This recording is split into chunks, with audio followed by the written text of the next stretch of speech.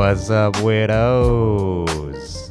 It's Jay Kraft, Santa's little helper, here with the holiday spirit. Got some smooth, jazzy, Christmassy, buttery beats for you. How fun is that? Back with Universe of Weirdos.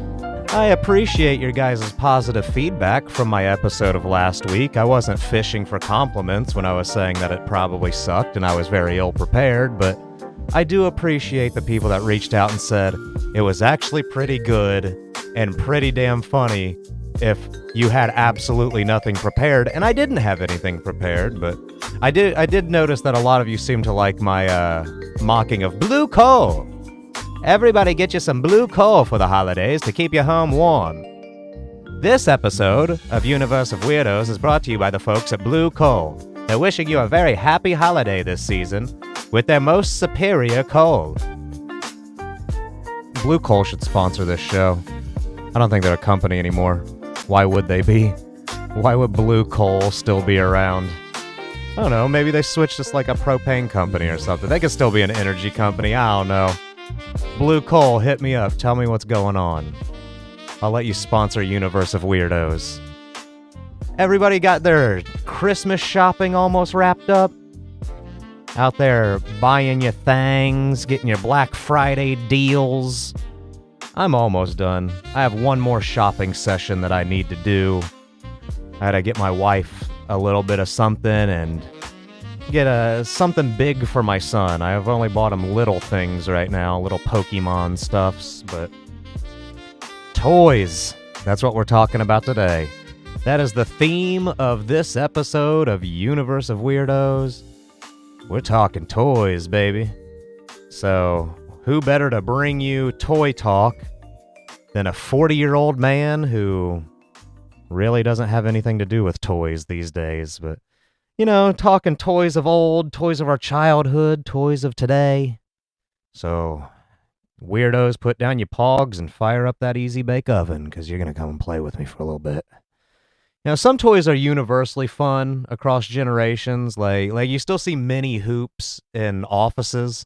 Like, I have one. I have a mini basketball hoop in my home office that I throw a little ball into every now and then. Like, you see grown men still playing with, like, remote control cars in their driveway. Literally remote control anything.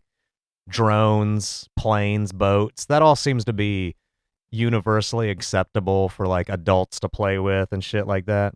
And, yeah, of course, video games. Tons of people my age are still into video games. I would be if I had more time to play them, but it actually does create a bigger generational divide than some of these kids might think, because like, is there anything more, like, enraging than, like, getting owned on Xbox when you're playing against other people and hearing some prepubescent voice, like, make us hate the generation more and more by, like, you know, using their new homophobic slangs and so, hey, you jerk. I heard a very prepubescent southern white kid call me the N-word one time when I was playing. I don't remember what it was online years ago. It was on 360. I have decided ever since the Xbox 360 that I don't play online, not with strangers anymore. Some of you guys out there have asked me for my gamer tag, and I'm not doing it. I'm not giving it to you, though.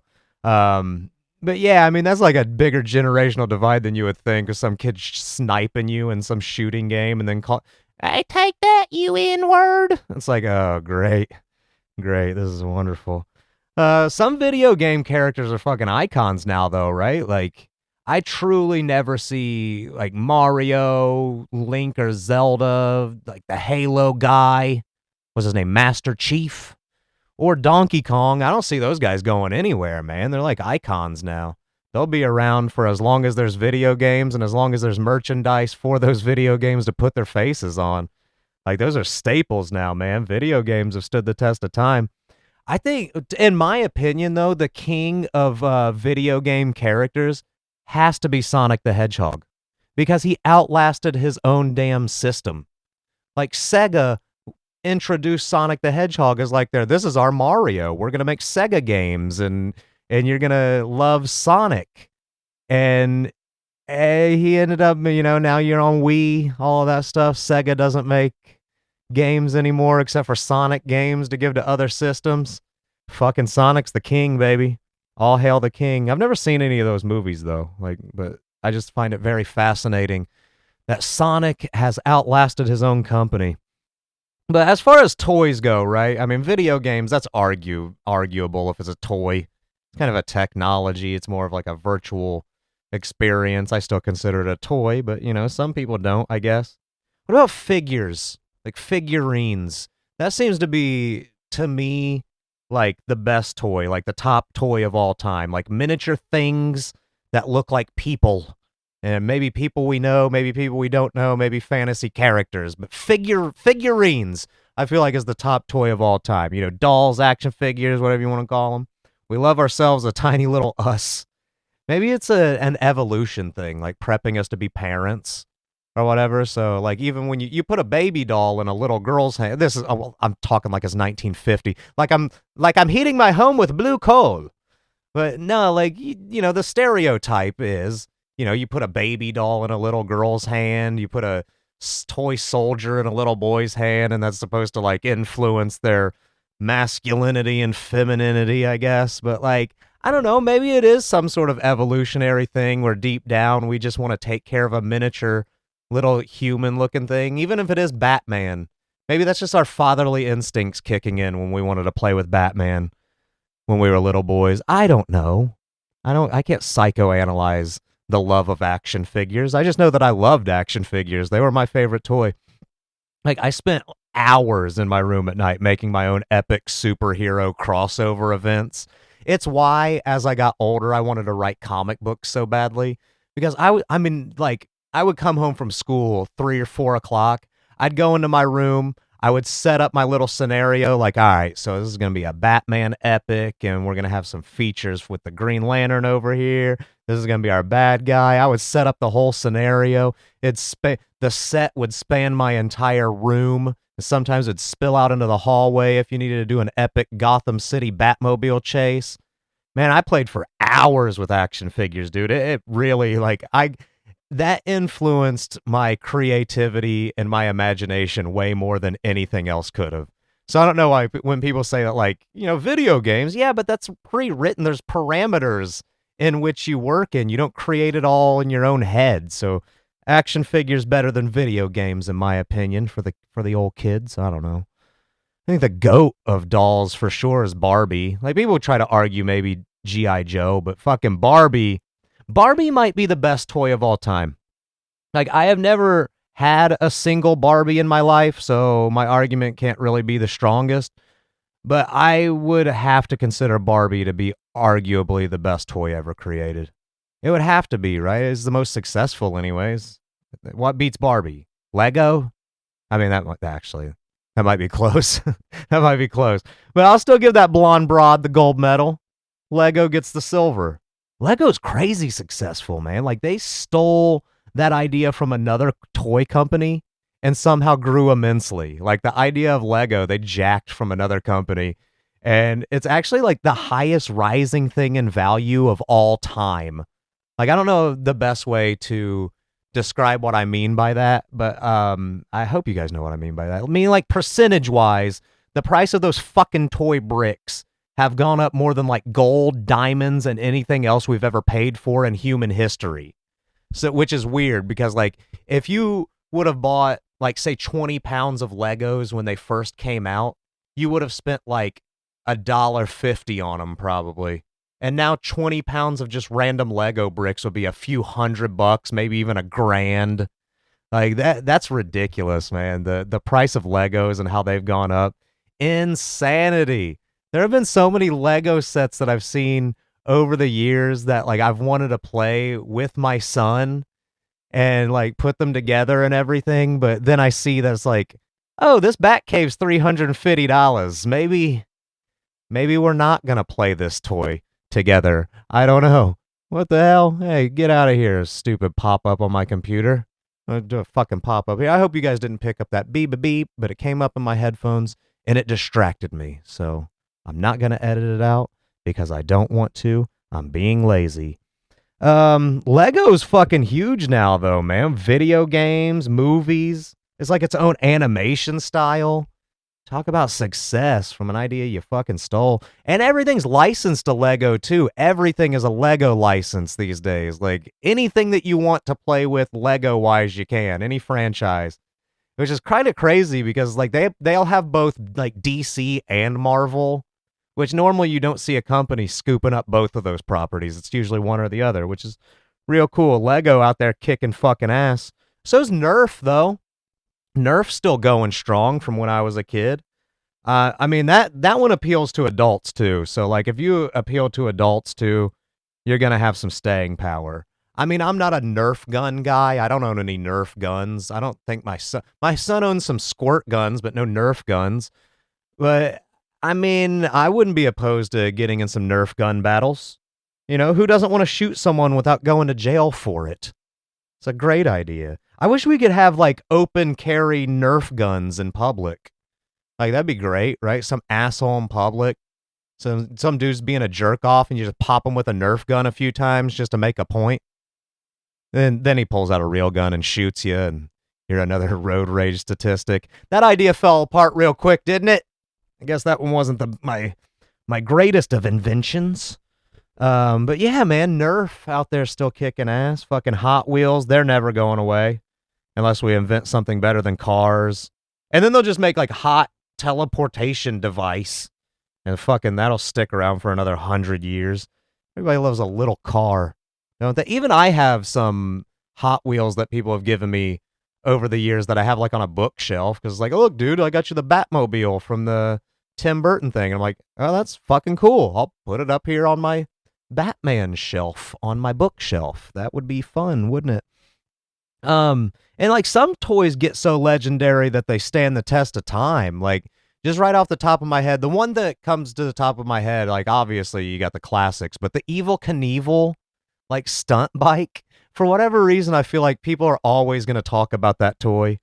You know, you got Easy Bake Oven, Mr. Potato Head, Pogs, Battling Tops always come around in some sort of form or fashion. Like, it used to be just Battling Tops, but then they got, like, Bakugans and Beyblades and all that. It's just Battling Tops. Those have been around forever, but fucking Mr. Potato Head, Slinkies. Fuck it. Those colorful rings that babies stack up. Dude, come on. Tell me that's not an iconic toy. Baby toys are fucking easy, dude. They made a gigantic batch of, like, 5 different baby toys at the beginning of fucking toy creation. Never had to come up with another idea. Fucking genius. Yeah, that little phone, the little rotary phone. Let's just keep re-releasing that. Fucking letters, numbers, colors, and shapes. Let's put those elements into a fucking toy, and you are a genius inventor when it comes to baby toys. God damn it.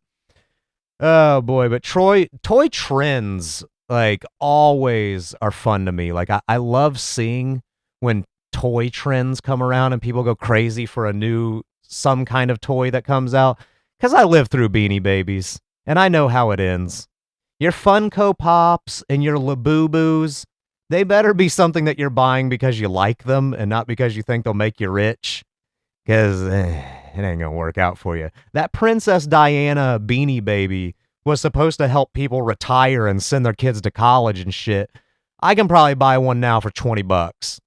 Beanie Babies ain't shit, and people used to go crazy over them shits. You couldn't keep them in stock. I remember that was the one when I was a child. That and Pokemon cards. When I was a child, those went fucking crazy. I think it always comes back to electronics, though. Like, yeah, toys are cool, but like what, like, you know, little cars and building blocks and all that stuff. But what do kids like actually want at the end of the day, right? It's always the big present every year is always video games, fucking tablets, a VR headset, and fucking, hey, I want that shit too, you know? I want that shit. Fucking hook me up with a really nice tablet. That'd be cool. The time commitment's one thing that keeps me from being a heavy gamer, though. Like, if I can't play a game for a 20-minute stretch and then be able to turn it off satisfactorily, the fuck am I trying to say, mumble-mouth idiot? But yeah, if I can't play a game for like 20, 30 minutes and then turn it off, or have fired up a game and then hear my son call from the other room and I can't just shut it off and go, I'm not interested. So I don't know. I mean, like, I've played games before where it's like you have to play for like 4 hours at a stretch in order to just save your progress, and it just kind of makes you hate the game. You know, like I don't want to devote 75 hours of my life just to be able to complete the story to a video game. It's intimidating, man. I don't have that time anymore. It sucks. So I don't know. I just stick to the sports games that I like, the NBA 2K and the wrestling video game and fucking UFC. I want to play that undisputed boxing game, but I've heard people tell me that it sucks. So if anybody wants to hit me up and let me know if it's any good, I'd be happy to listen, but I fucking know. Um, my son is getting a lot of Pokemon stuff this year, like I said. I remember playing the Game Boy game before Pokemon exploded.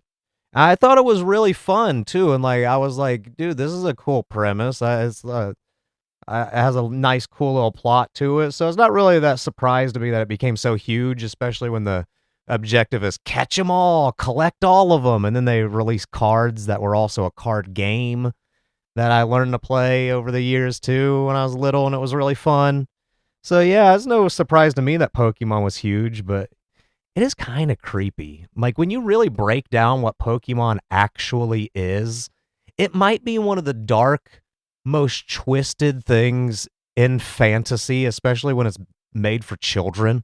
Because it's like 10-year-olds head off on their own into the wild to encounter wild animals, some of which have gigantic sharp teeth and claws and can breathe fire and shit, and they're expected to capture them or use other animals to fight them, and then eventually go to a league where you're supposed to battle your pets against another person's pets, which is what we arrested Michael Vick for back in the day, dog fighting. It's fantasy dog fighting. It is a cockfight anime, and somehow it became one of the world's biggest things. That's amazing. I love that. That's hilarious to me. Pokemon is the shit, dude. I can't really get into it at all like now with my son. Like my son likes wrestling and I can get into it with him, and he likes Pokemon, but Pokemon's one of those things I can't really get into with him cuz I'm not memorizing like 200 fucking fantasy creatures. I remember some of them from the game that I played, but once they introduced more than the original like 150 or 130 or whatever it was, I tuned that shit out. You can't expect me to remember that many fantasy creatures, so anytime he likes a dude, I always have to look him up and see what his name is. Quaxley was the last Pokemon that I had to Google to figure out who it was. It's a little duck, if you didn't know, a little blue duck.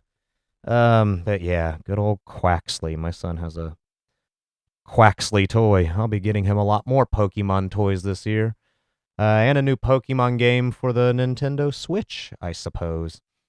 But hey, before we get out of here, I'm going to wrap up my toy episode with my story about my Elmo figurine. I'm actually looking at it right now. It's on a shelf that I have. It's this tiny little, maybe 2-inch tall Elmo from Sesame Street PVC figurine. No, it's not a toy I took from my son. No, it is not something from my child. It's not a thing that I held on to from my childhood even. But it was a toy that I owned a long time ago, and I don't remember. No, I do actually remember exactly what spurred this on. Was I saw one of my friends talk about how one of the first things that he ever bought for himself when he had adult money was a toy that he lost when he was a child, and it devastated him.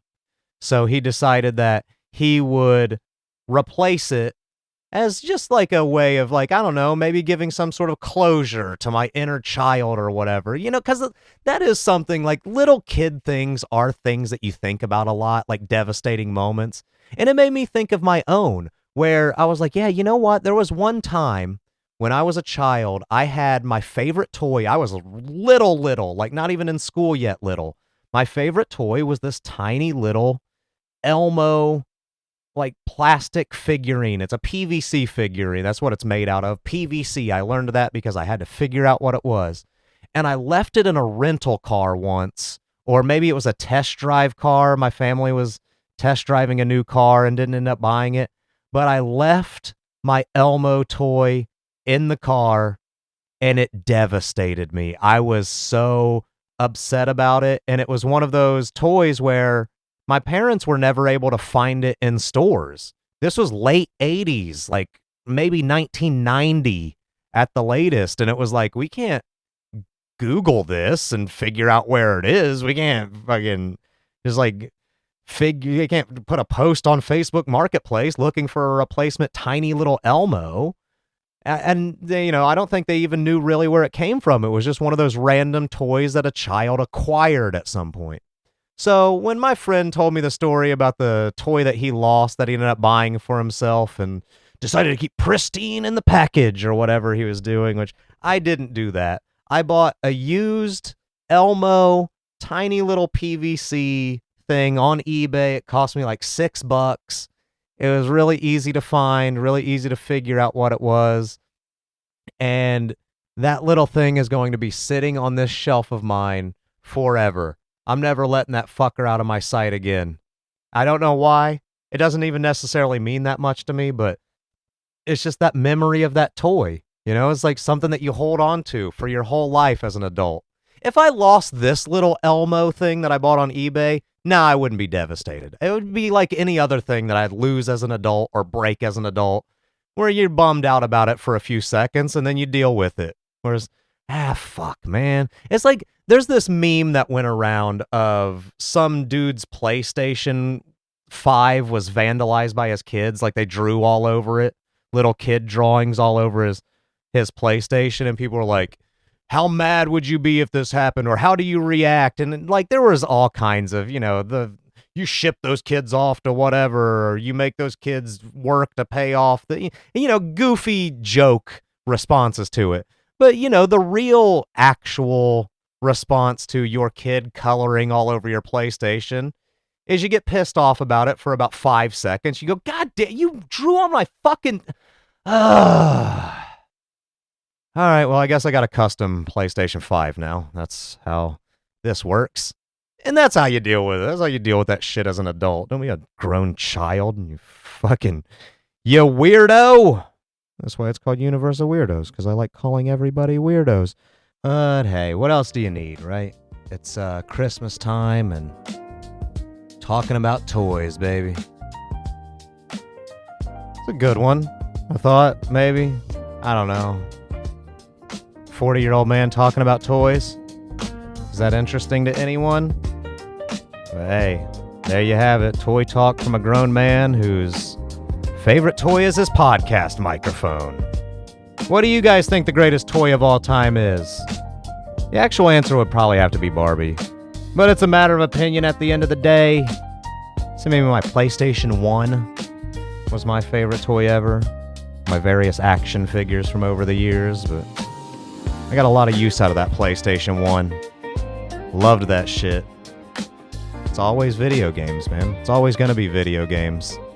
That's why people think we live in a simulation, because everybody's obsessed with video games. We'll talk about that at a different episode, the living in a simulation nonsense that people believe in, but that'll be it for me.